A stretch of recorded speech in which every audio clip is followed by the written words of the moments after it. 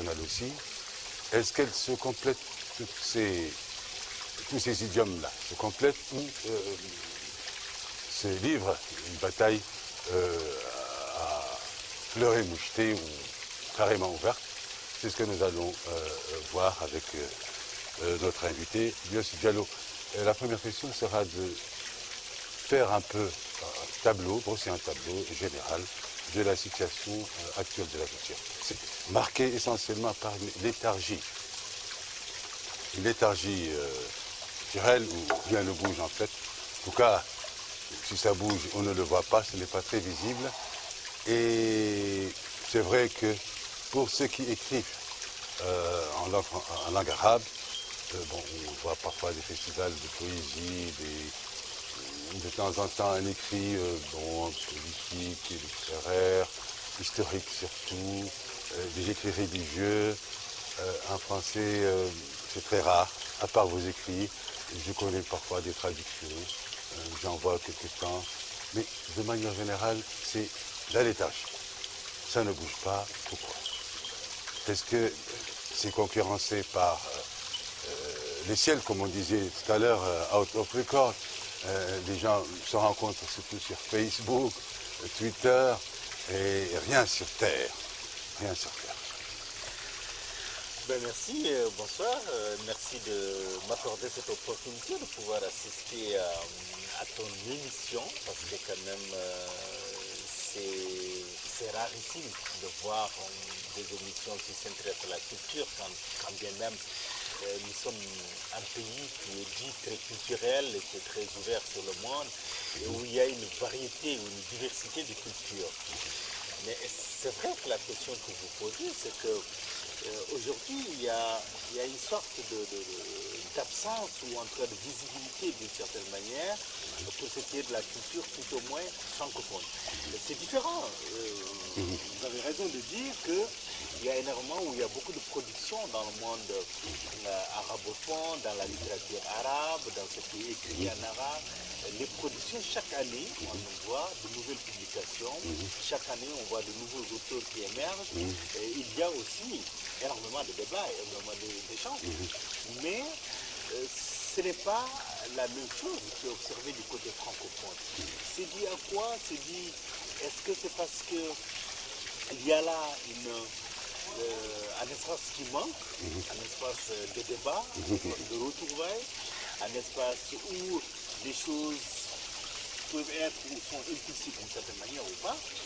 Peut-être que c'est en fonction de tout ça qu'on remarque cette absence-là dont vous parlez. Ne pensez-vous pas que ça tient plutôt ou également de la situation de notre système éducatif?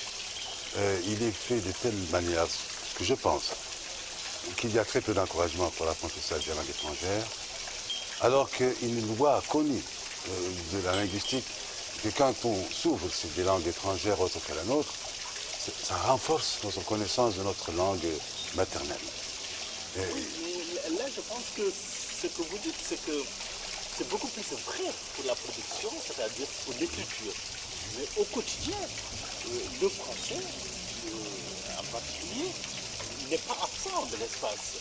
C'est-à-dire au niveau de l'éducation, au niveau scolaire, à la suite d'un certain nombre de réformes qui ont abouti à l'imposition de la langue française à un moment, puis au changement de politique pour faire de la langue française une langue seconde, c'est-à-dire ce qu'on a appelé la langue d'ouverture, parce que justement la langue officielle est devenue l'arabe.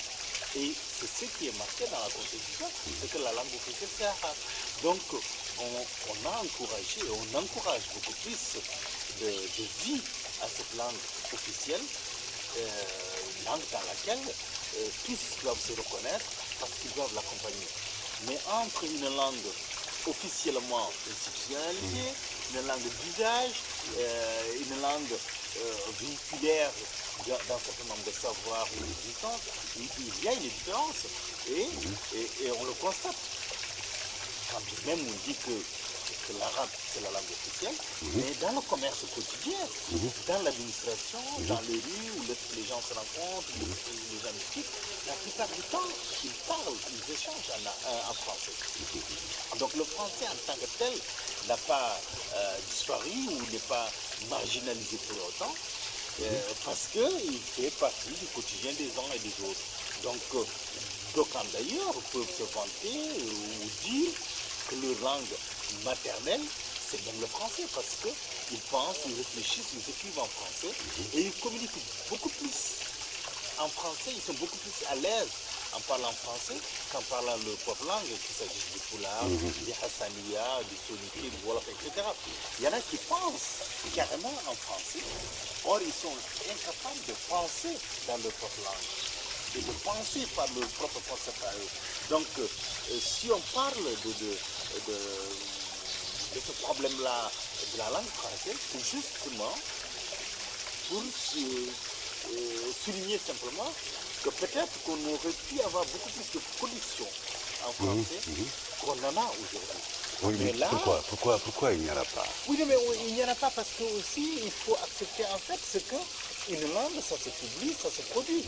Et on n'a pas de maison d'édition.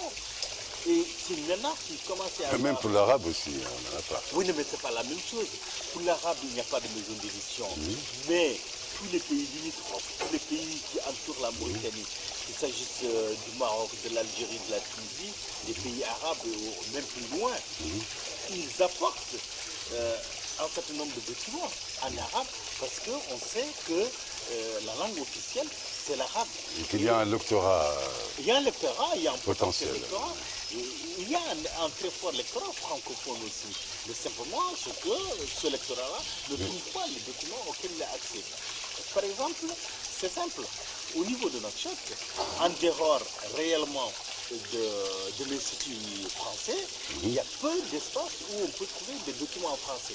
Et même au niveau de l'Institut français, les documents se raréfient. Ah ouais. J'ai même demandé une fois à certains libraires ici, notamment un représentant de l'Harmattan et certaines librairies ici privées, là, ils se plaignent d'une mévente terrible des livres en langue française.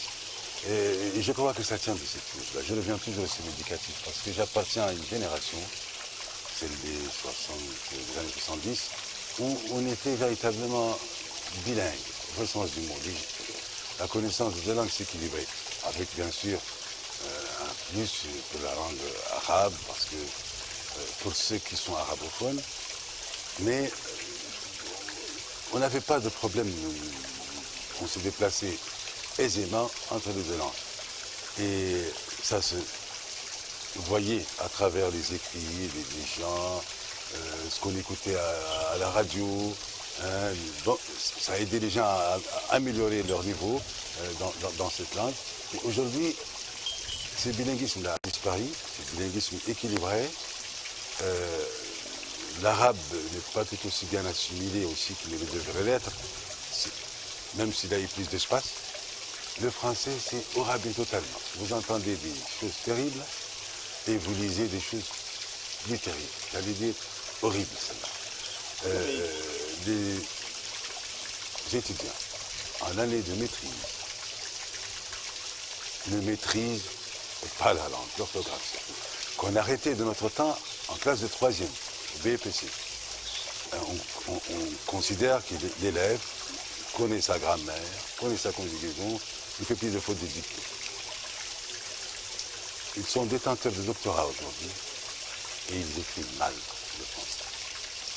À quoi cela est dit si c'est né par le niveau même de leurs professeurs? C'est que les enseignants ne sont pas oui, mais moi, je pense que de la perfection qu'on aurait souhaité et on ne peut pas donner ce qu'on ne possède pas. On ne peut pas donner et créer une élite, une génération d'étudiants diplômés quand eux-mêmes ont des niveaux qui laissent à désirer. Non, mais je suis d'accord avec vous. C'est un constat réel qu'aujourd'hui, le niveau du scolaire, le niveau de l'école a fortement baissé. Vous preniez les exemples des gens qui font des maîtrises, ou font des thèses, ou font un certain nombre de choses et tout ça. Et c'est vrai qu'aujourd'hui, le niveau est extrêmement baissé, mais c'est consécutif au système éducatif qui n'a pas trouvé les outils nécessaires. C'est-à-dire comment il fallait essayer d'organiser comment il fallait essayer d'impulser de nouvelles donnes pour que ces élèves-là continuent à avoir le niveau nécessaire, le niveau escompté. Mais non, aujourd'hui, il y a presque, je dirais, il y a eu un laisser-aller dans l'éducation, dans le système éducatif, et ça ne date pas d'aujourd'hui. Ce que nous vivons aujourd'hui, ce sont les conséquences de plusieurs années de négligence de l'école. Et le constat que vous faites en français, c'est le même constat aussi que les professeurs d'arabe disent. Ils disent qu'aujourd'hui, les élèves, ce qu'ils vous écrivent en arabe, c'est horrible. Bon. Donc, c'est parce qu'à un moment donné, on ne sait pas, on n'a pas voulu prendre le mal à la racine pour relever le niveau scolaire. Donc les niveaux ont baissé. Et les enseignants, ceux qui enseignent là aujourd'hui, ce sont ceux qui viennent de ces écoles, qui viennent de ces formations. Donc s'ils ne sont pas bien formés, s'ils n'ont pas l'enseignement nécessaire ou l'enseignement qu'il faut, ils ne pourront pas être de bons enseignants, ils ne pourront pas être de bons professeurs. Donc je pense que c'est dès le départ que, disons, depuis les premières réformes, quand on a décidé de scinder l'enseignement, ceux-ci sont bilingues, ceux-ci sont arabisants et tout cela, c'est là que les choses ont été, je dirais pas faussées, mais en tout cas, ont manqué d'être maîtrisées. Parce qu'en réalité, on aurait pu faire simplement un bon tronc, soit tout le monde apprenait le français, soit tout le monde apprenait l'arabe. Les uns et les autres, en réalité, personne ne refuse d'apprendre l'arabe. Mais quand on a demandé aux élèves de faire le choix entre l'arabe et le français, il y avait des orientations qui faisaient que presque les uns poussaient vers l'arabe et les autres vers le français. Alors que le problème est très simple. Ceux qui ont pris pour option l'apprentissage de la française prennent l'arabe en seconde langue.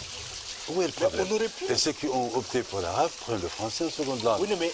Par souci de cohésion. Parce que là, c'est qu'on a créé, deux Mauritanie, deux peuples qui se côtoient sans se rendre. Mais le problème n'est pas là. Le problème, ce n'est pas d'avoir dit qu'il y aura l'arabe et le français, mais ce qu'il fallait exiger à ceux qui font l'arabe, qu'ils ont impérativement le français comme option vraiment dominante et éliminatoire.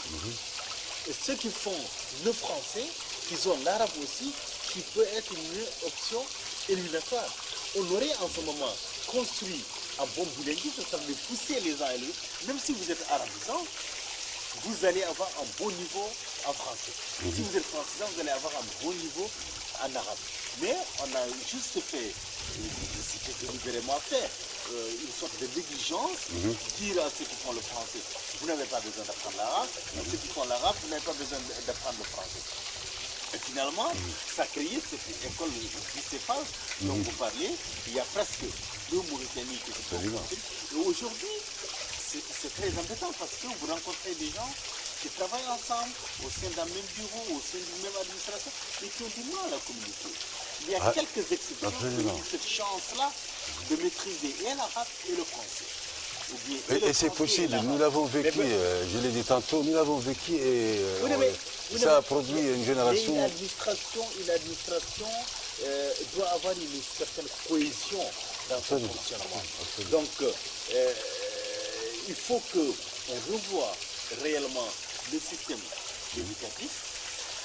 Ok, il faut renforcer les langues scientifiques, il faut renforcer les mathématiques, les sciences, l'informatique aujourd'hui, qui est devenu un outil indispensable et incontournable dans tout, mais aussi la langue, connaissance de la langue, qui véhicule, la maîtrise de la langue, parce qu'aujourd'hui, lorsque vous regardez, je suis désolé, mais même dans les courriers administratifs, qu'ils soient écrits en arabe ou en français, c'est l'horreur.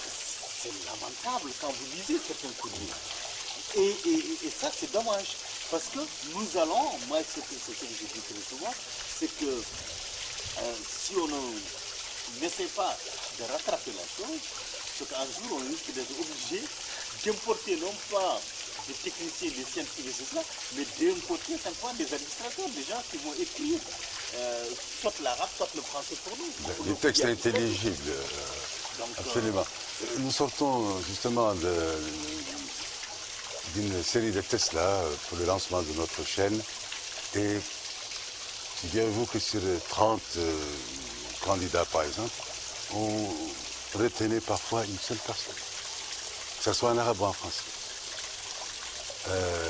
La diction terrible et la plume n'existe même pas. Nous allons poursuivre ce débat intéressant après cette première pause.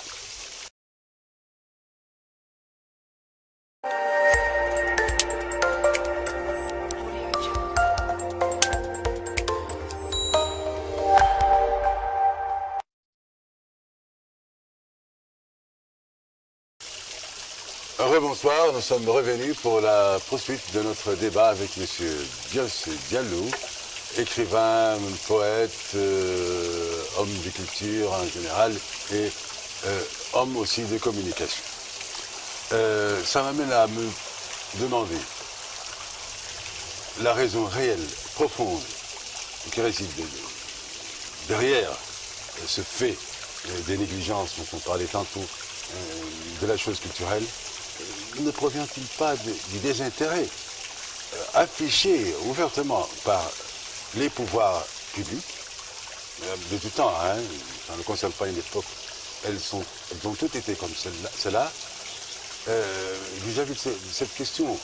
On ne met pas en avant les hommes de culture, on ne s'intéresse pas à la culture, et on disait à Otto Frickort que il n'y a que deux sortes de culture qui véritablement intéressent les gens. La culture maraîchère, quelque peu, au bord de la vallée, et dans quelques zones isolées du pays, quand le ciel devient clément, il pleut un peu. Ou bien la culture physique, avec la dernière victoire des Morabitones, ce qui est formidable. Mais la culture intellectuelle, elle est le parent pauvre de ces deux formes, de ces deux genres de culture. Et ne croyez-vous pas que si on met en avant les hommes de culture, on honore les hommes de culture. Vous, par exemple, je sais que vous êtes connu dans des milieux culturels européens et africains, vraiment très courus, et personne, l'accès n'y est pas possible. Vous avez certainement récolté des prix. Vous n'en aurez jamais ici aussi longtemps que cette situation perdure. Et comment vous vivez ça et comment les autres qui s'apprêtent à écrire et ne trouvant pas d'encouragement, brisent leur plume et se reportent peut-être aux deux autres formes de culture ou abandonnent tout simplement tout intérêt pour la vie. Ben, ce que vous dites, c'est un constat réel mais triste en même temps, parce que vous avez parlé de deux cultures tout à l'heure, la culture maraîchère et la culture physique, c'est-à-dire avec la victoire des Morabitoun, dernièrement face au Sénégal, ensuite ce qui nous fait une entrée dans l'ère du football et qui nous permet un peu de revoir. Beaucoup de jeunes veulent maintenant s'intéresser au football parce qu'ils ont vu qu'ils ont été honorés. Mais on ignore que derrière tout ça, cette culture dont vous parliez à l'instant, cette culture qui est absente, ou en tout cas qui est en dormition, c'est-à-dire la culture intellectuelle et autres, cette culture-là, sa maîtrise aurait pu encourager la maîtrise et de la culture maraîchère et de la culture physique. C'est-à-dire que si, par exemple, on encourageait l'émergence réelle de la culture en Mauritanie, non seulement on aurait beaucoup lu, on se serait beaucoup intéressé à l'écriture, on se serait intéressé aux manuscrits anciens. Vous étiez à la commission de l'UNESCO. Je suis au ministère de la Culture également. Nous savons les vestiges qu'il y a en Mauritanie. Nous savons les documents d'archives qu'il y a, qu'il s'agisse à Tidjikja ou bien à Attar ou à Akrejit ou dans quelques autres localités, ou même avec des collectionneurs privés. Avec les érudits qu'on a eu en Mauritanie, à un moment donné, il y a eu le sauvetage de ces cultures ou bien de ces anciens manuscrits que nous avons. Mais ces manuscrits, est-ce qu'aujourd'hui nous savons leur utilité? Est-ce qu'aujourd'hui nous allons au-delà de la simple conservation de ces manuscrits-là? Ce n'est pas parce que l'UNESCO a dit, ou bien l'Italie nous a encouragés pour le sauvetage des bibliothèques du désert ou bien cela, qu'aujourd'hui, ça représente une certaine fierté. Non, la fierté n'est fierté que lorsqu'elle est exploitée. L'important, ce n'est pas de garder ces manuscrits ou de dire, ben voilà, nous avons des malles de manuscrits de livres anciens. Il faut les dépoussiérer. Mais il faut les dépoussiérer. Et les dépoussiérer, c'est quoi? Les dépoussiérer, c'est de les mettre à la disposition d'autres personnes qui pourraient les lire, qui pourraient les découvrir, qui pourraient savoir le savoir et la culture qu'il y avait dans ces documents-là. Or, aujourd'hui, il y a une totale ignorance, ou en tout cas, seules quelques élites savent le contenu de ces ouvrages-là ou de ces écrits. Or, la culture, c'est quelque chose d'assez important. On ne peut pas avoir un pays intellectuel, un pays cultivé, si on n'encourage pas l'émergence de la culture. Et encourager l'émergence de la culture, c'est combattre l'émergence de la médiocrité. Parce que quand on n'encourage pas les gens à vouloir faire de l'excellence, à aller vers l'excellence, on ne peut pas être concurrentiel. Et si on ne peut pas être concurrentiel, on ne peut pas défendre ou se reconnaître dans l'identité qu'on essaie de défendre. C'est pas possible. Il faut impérativement accepter de réformer, ou en tout cas prendre là le pouvoir actuel a dit que oui, nous avons fait le constat, le diagnostic que le niveau scolaire des écoles est bas. Nous avons fait le diagnostic qu'il faut réformer l'école. Maintenant, il faut aller à l'action. Et comme vous l'avez dit, ce qui est là aujourd'hui, le pouvoir actuel n'est pas comptable de ce qui est là. Parce que ça vient depuis très longtemps. Maintenant, c'est de son rôle, c'est de son devoir à lui, ayant fait le constat, d'essayer d'impulser une nouvelle dynamique. Et il en va non seulement de la survie de la Mauritanie, des futures générations, mais aussi nous avons un devoir, une dette. Tous ceux qui sont là aujourd'hui dans l'administration mauritanienne, tous les pouvoirs confondus, qu'ils soient le pouvoir, ceux qui gouvernent, que ceux de l'opposition, ils ont tous le droit et le devoir de dire sauvons l'école mauritanienne, encourageons la culture de l'excellence, parce que c'est ça du reste. Parce qu'aujourd'hui, on peut être dans le camp, demain on peut être de l'autre camp.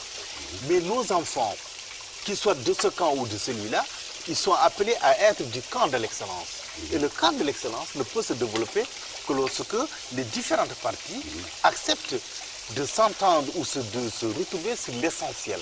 L'essentiel, c'est l'homme mauritanien modèle, l'homme mauritanien concurrentiel, l'homme mauritanien qui peut autant travailler en Mauritanie que travailler en France, travailler aux États-Unis, travailler en Espagne, travailler au Cameroun, au Sénégal, partout.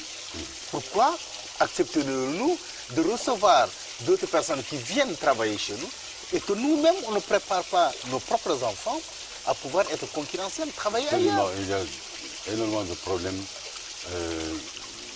provoquant un dépit terrible et profond dans les cœurs de nos étudiants quand ils sont refusés pour non-équivalence de leur diplôme avec ceux des universités qu'ils veulent fréquenter.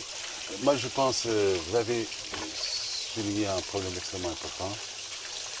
On semble se complaire dans la médiocrité, et c'est ce qui encourage, c'est des intérêts croissants de la chose culturelle. Et au lieu de s'attaquer aux racines du problème, c'est l'école. Moi, je reviens toujours à l'école. Il faut penser à cette réforme nécessaire, à l'école nouvelle, et revenir aux sources, voir comment avoir ce citoyen. Nous avons la chance aujourd'hui de vivre la mondialisation. Elle ne se vit pas comme ça parce qu'on nous a jetés sans notre avis dans un monde qui s'ouvre, des pays les uns aux autres, etc. Il faut pouvoir y aller, il faut pouvoir vivre cette mondialisation. Et on ne peut la vivre que quand on est outillé, quand on sait communiquer avec les autres. Et on ne peut communiquer que par le biais de la langue, des langues étrangères.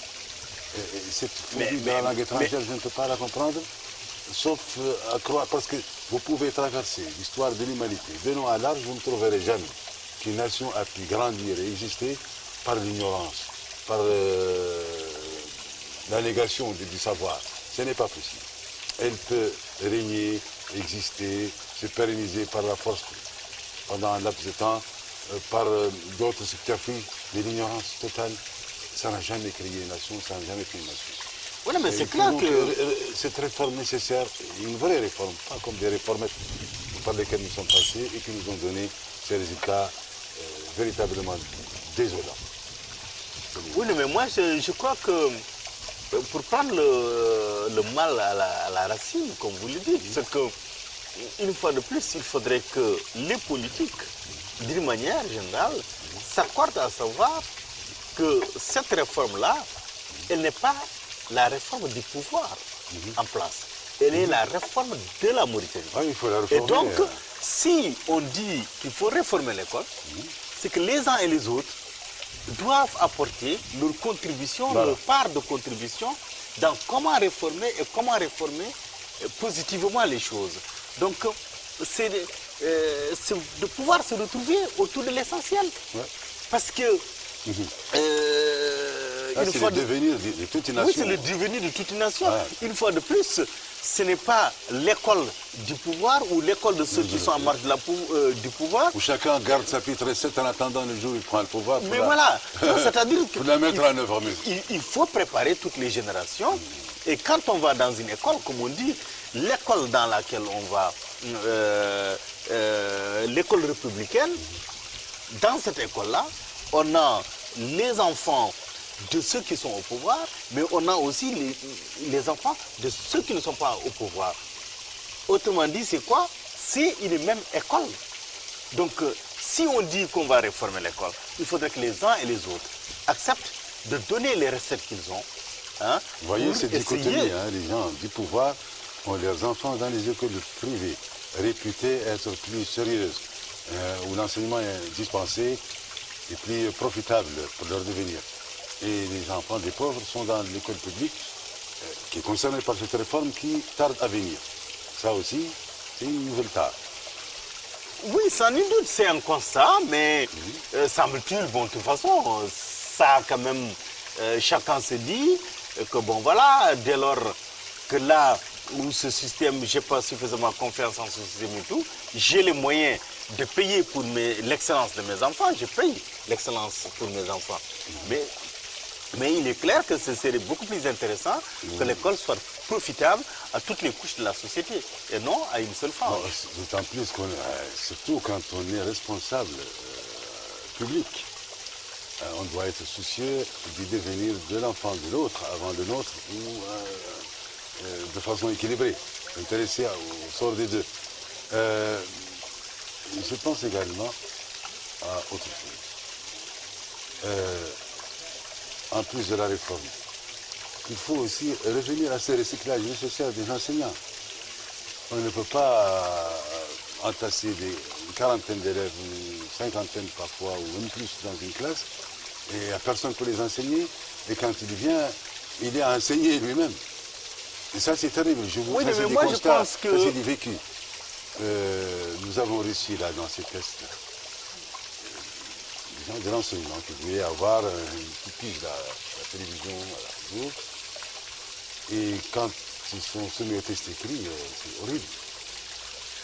Et je suis d'accord, mais... Certains de leurs élèves écrivent mieux qu'eux et parlent mieux qu'eux aussi. Ben, écoutez... On leur demande de former une génération et des cadres, aux mains desquels on va mettre demain l'étendard pour suivre... On en a tous besoin de cette réforme. Accorder une autre vie à notre nation. Non, nous avons tous besoin de cette réforme, aussi bien au niveau des élèves qu'au niveau des formateurs eux-mêmes, des enseignants.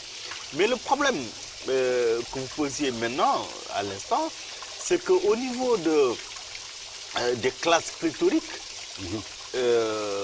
dans le privé, ce qui est dommage aujourd'hui, c'est que même dans le privé, on retrouve aujourd'hui des classes pléthoriques. Donc aujourd'hui, le souci des gens, ce n'est pas la qualité, mais c'est les gains. On compte les têtes, par tête on gagne temps. Mais voilà, ça, mais ça, oui, mais ça, administrativement, on doit le refuser. Il faut qu'on dise que dans tel nombre de classes, il doit y avoir tel nombre d'élèves. Chaque classe, il doit y avoir tel nombre d'élèves, et non au-delà dans certains chiffres. De la même manière qu'on va surveiller le privé, on doit surveiller le scolaire. Et vibrer public, également au rythme des changements intervenus grâce à la mondialisation. Vous savez qu'il y a très peu d'écoles ici où on utilise des ordinateurs. Ce qui n'est pas possible pour une classe tutorielle, par exemple. Ça devait obliger les gens à restreindre un peu le nombre des élèves étudiants. Oui, mais, les facultés, c'est la synthèse. On les ramène des gens mal formés et comme ça, hein, on dépasse comme ça, là, le diplôme obtenu rapidement. Parce que c'est une question civique, tout ça. C'est une question civique, c'est une question... sur le nombre des admis, même s'ils sont mal admis. Non, mais tout ça, c'est une question civique, une question de responsabilité. Si le ministère de l'Éducation dit, voilà les règles à suivre et tout le monde doit suivre ces règles-là, qu'on soit dans le privé ou dans le public, en ce moment, on se plie à ces règles-là. Et il faut qu'il y ait un comité, ou en tout cas des comités de surveillance, de contrôle, qui puissent savoir est-ce que ces écoles-là, ces établissements privés, est-ce qu'ils respectent les cahiers de charges. Dans toute chose, il doit y avoir des cahiers de charges. Si on ne respecte pas, l'école doit être fermée. Si on essaie de voir au bout de l'année combien d'admis, et quel est le niveau des élèves, comment ça peut se tester, comment ça peut se vérifier, et qu'on s'aperçoit que ce n'est pas ça, qu'il puisse y avoir des sanctions pour ça. Mais les inspections qui se font sont complaisantes. Ben, si les inspections sont complaisantes, bon, ça on n'y pourra rien. Ah ben, les inspections aussi bien... Non, mais les inspections qui se font... honnêtes, intègres, ça peut exister. Non, mais ça peut exister, je suis d'accord avec vous. Oui. Mais sauf que, vous l'avez dit à l'instant, dans ces écoles-là, privées, la plupart de ces écoles, elles sont comme les pharmacies. Vous en avez partout. Et ce qui est dommage, c'est que la plupart de ceux-là, de la même manière que vous avez des médecins qui ouvrent leur pharmacie, qui ouvrent ceci, qui ouvrent cela, et vous avez aussi des enseignants, des directeurs d'école qui ouvrent leur école privée. Il se trouve qu'ils sont encore des inspecteurs. Est-ce que je vais m'auto-inspecter et pénaliser mon établissement? Non. Donc il faudrait qu'il y ait une réelle surveillance, une veille constante de l'excellence pour que ce qu'on veut appliquer dans le système sanitaire, de la même manière que si on a des médecins mal formés, ou bien si on a des médecins qui ne se soucient que de l'argent, nous serons mal soignés. Donc de la même manière, si on a que des inspecteurs qui se soucient du gain qu'ils ont en ouvrant leur école primaire, collège, lycée ou autre, de la même manière... L'université même. Mais voilà. Mais aujourd'hui, si on ne crée pas les conditions réelles permettant vraiment une veille constante et une surveillance constante, et voire même des sanctions sur certaines choses, on ne pourra pas réformer efficacement l'école. Or, une fois de plus, il est urgent, très urgent, de réformer l'école. Donc c'est ça le problème. La réforme de l'école, nécessité impérieuse pour qu'on puisse rêver d'avoir une génération qui puisse prendre le relais et continuer à alimenter notre administration, nos différents services publics et privés pour l'édification d'une nation qui puisse concourir avec les autres. Il y a une compétition entre les nations et elle se mesure à l'aune l'acquisition du savoir. Et le savoir ne peut s'acquérir qu'à partir de ce creuset-là qu'on appelle l'école. Et on y gagne énormément d'autres choses. La citoyenneté, la cohésion entre les différentes composantes de notre peuple. C'est l'école qui va être ce moule, qui va façonner l'homme nouveau, qui doit se créer et qui n'existe pas malheureusement aujourd'hui. Il ne faut pas se leurrer, se cacher derrière son petit doigt et croire que tout va bien. Pas du tout. Ça, c'est des constats que nous faisons pour conclure cette deuxième partie. Un désintérêt public et privé pour la chose culturelle, l'école à réformer et cette recherche ou cette nécessité impérieuse de regarder devant. L'avenir de cette nation dépend de ce que l'on aura acquis comme savoir aujourd'hui. Sinon, demain ne pourra pas avoir le jour. On sera dans la situation que vous déploriez tout à l'heure, d'être obligé peut-être un jour d'importer des administrateurs, des gens qui vont de nous apprendre à rédiger des courriers de ou spécialités. Et on ne peut même pas se le permettre. On n'a pas la chance d'avoir d'être parmi ces pays, les pétrodollars riches qui font travailler des Indiens et des Philippins et eux se prélassent dans des palaces de Londres ou Paris. Même si on le fait nous, sans moyen, c'est peut-être atavique quelque part, mais ça ne peut pas faire une nation. Et dans la dernière partie, nous allons parler surtout de la situation réelle des écrivains en langue française. Parce que moi, je considère qu'une langue que nous apprenons et que nous assimilons assez bien devient partie intégrante de notre patrimoine. Nous l'utilisons pour propager notre propre culture. Ce n'est qu'un véhicule et ça ne nous assimile pas à d'autres nations, mais nous permet de communiquer avec ces nations. On se repose un peu et on reprend ensuite avec plaisir. Prendre notre troisième thème.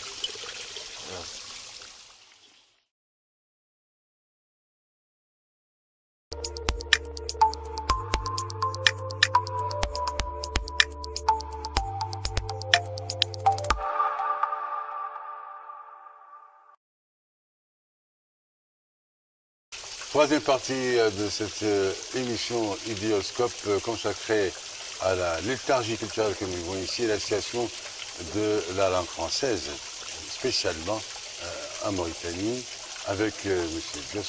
Bios Diallo, notre invité pour ce débat. Nous disions avant la pause, M. Diallo, que la situation est inquiétante sur ces trois plans-là. Il faut réformer l'enseignement, il faut créer un souffle nouveau, un élan nouveau, un intérêt nouveau pour la culture et ses hommes, et savoir que c'est l'affaire de tous, parce qu'on y gagne énormément de choses. Cette cohésion nationale, hein, dans une école uniforme, hein, où il n'y a pas deux enseignements différents, deux Mauritanie qui s'est créée à notre insu, et on sait où est-ce que ça va mener, on ne veut pas y arriver. Pour remédier à tout cela, pallier les dangers qui nous menacent sur ce plan-là, que faut-il faire avec précision? Moi, je pense qu'il faut faire avec précision, c'est d'accepter, de faire réellement le diagnostic de la situation. Plusieurs fois, on a dit qu'il fallait réformer l'école. Plusieurs fois, on a dit qu'il fallait qu'il y ait des états généraux sur l'éducation. Plusieurs fois, on a dit, voilà, c'est ceci qui ne va pas, c'est ceci qui ne va pas, c'est ceci qui ne va pas. Mais... Les états généraux, ils ont été faits, mais avec quel résultat? On ne voit rien encore. Il faut la mise en œuvre et la popularisation aussi de ce qu'il y a et la participation de tout le monde. Vous l'avez dit tout à l'heure que ce n'est pas l'affaire seulement du pouvoir, c'est l'affaire aussi de l'opposition, de tout ce que la chose intéresse. Vous devez apporter des contributions et aider, travailler ensemble pour que cette situation change. Oui, mais il faut le faire. Il faut le faire. Il faut dépasser le simple constat.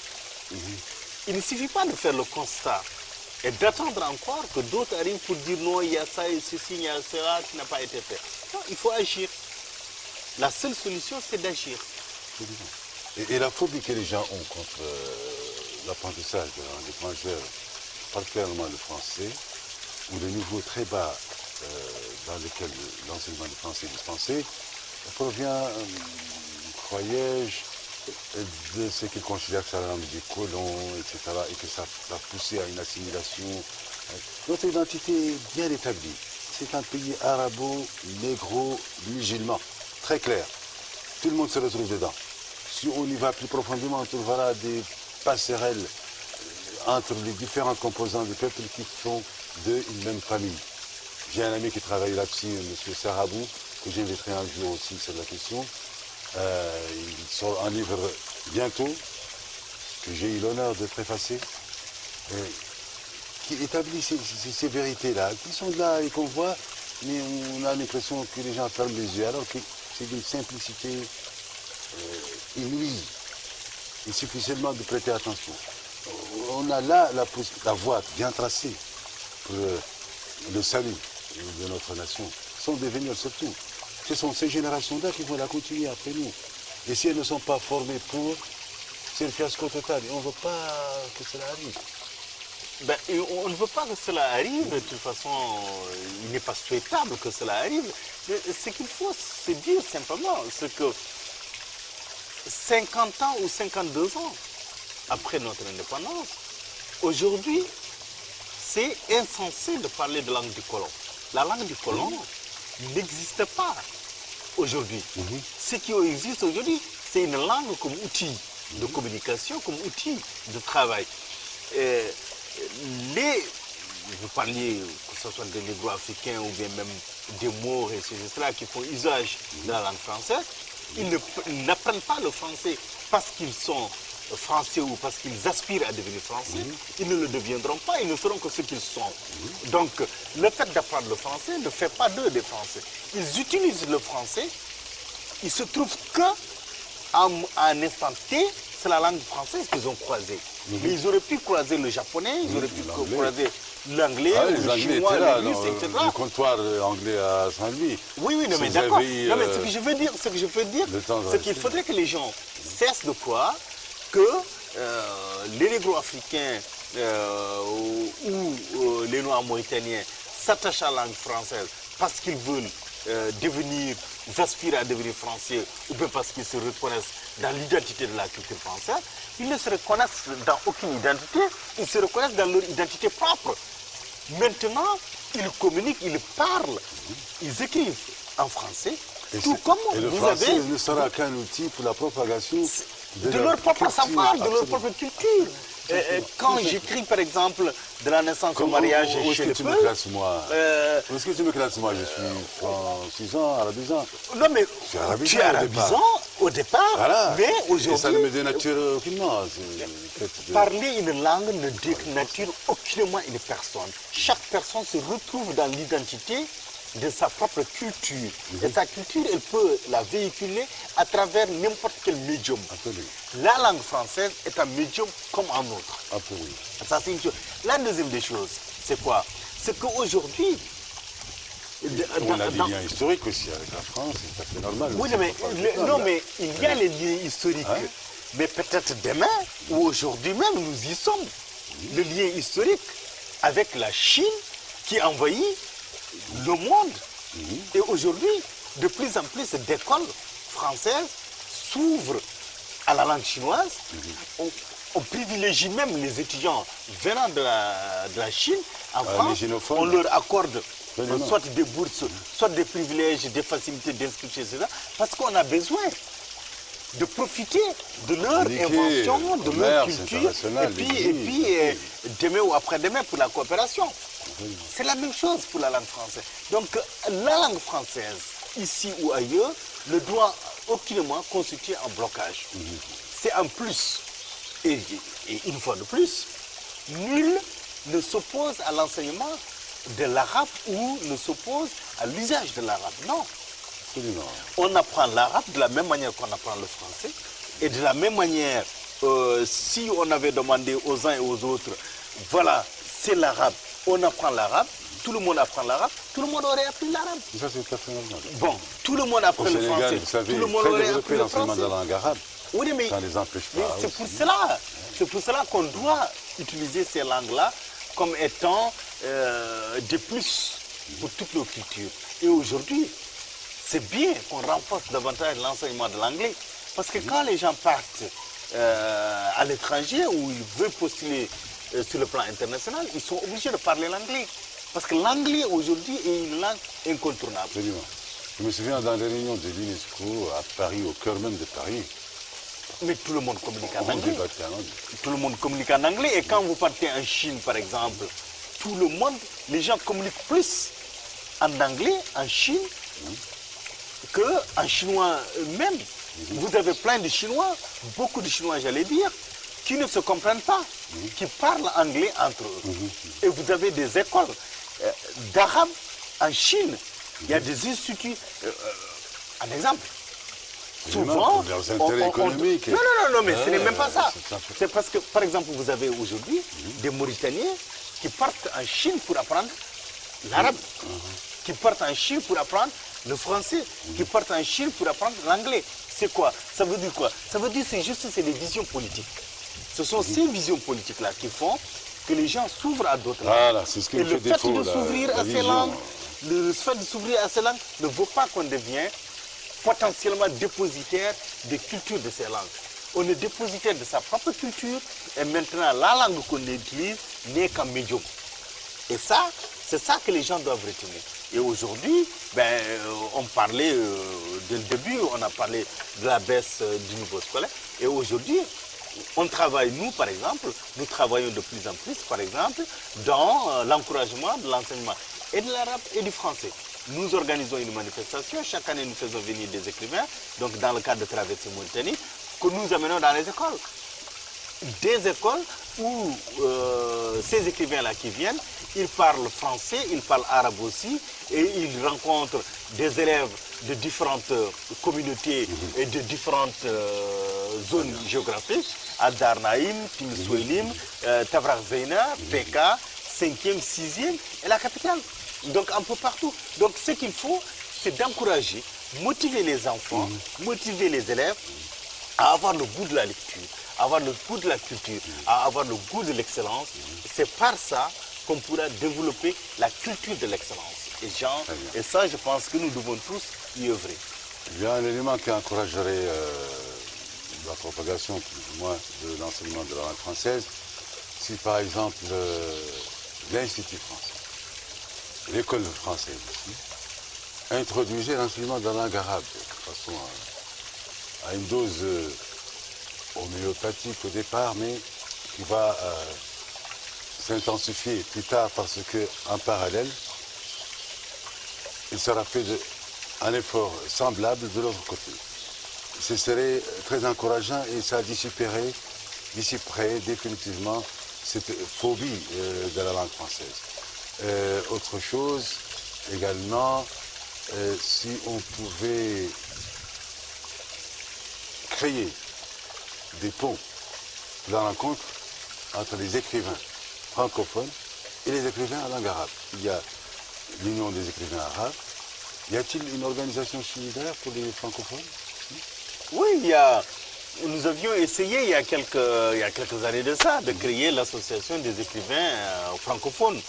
Et c'est quelque chose d'absolument intéressant, ce que vous dites là.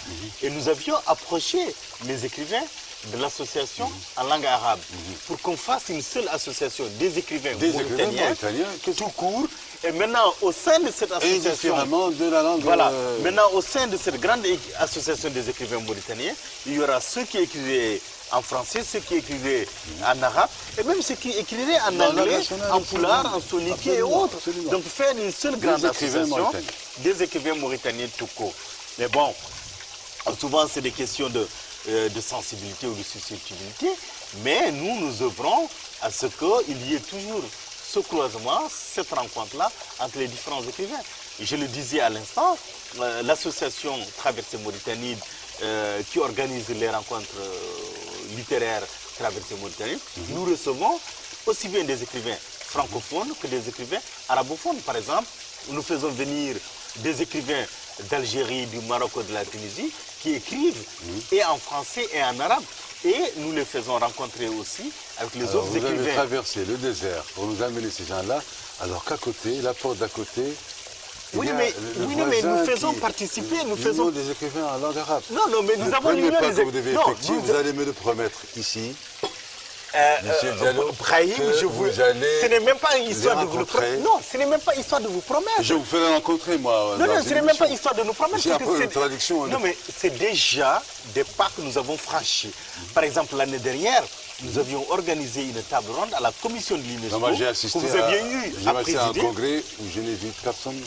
Non, mais il y avait une table ronde en arabe. Il y avait Sidi Ounemjad, il y avait Abdelkader Mohamed, il y avait Gemel, il y avait un certain nombre d'auteurs arabisants, mais le débat était en arabe.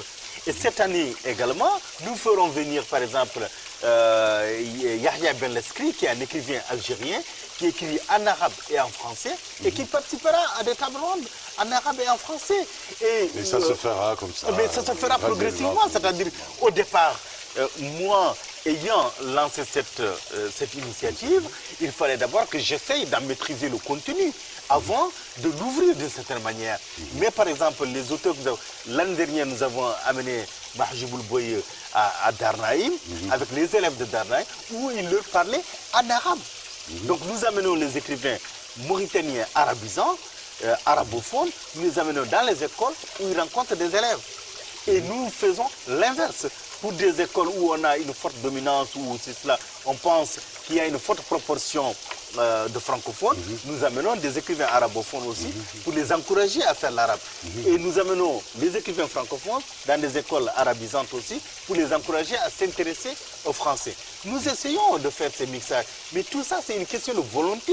Il faudrait que les uns et les autres acceptent de travailler ensemble, de collaborer ensemble. Nous n'avons aucune répulsion à travailler ou à faire ce travail avec nos collègues écrivains arabisants.